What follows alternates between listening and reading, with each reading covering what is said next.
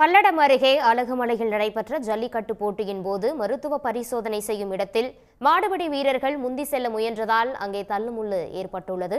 தொடர்பான முழு விவரங்களை செய்தியாளர் சிவராஜ் வழங்க கேட்கலாம். சிவராஜ், தொடர்பான முழு விவரங்களை பதிவு பண்ணலாம்.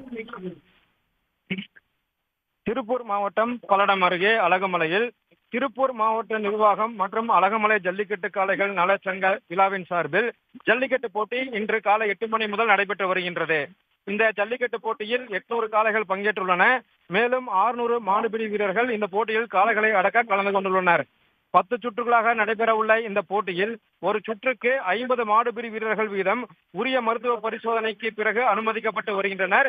இந்நிலையில் மருத்துவ குழுவினர் மாடுபிடி வீரர்களை பரிசோதனை செய்யும் இடத்தில் மாடுபிடி வீரர்கள் முந்தி செல்ல முயன்றனர்.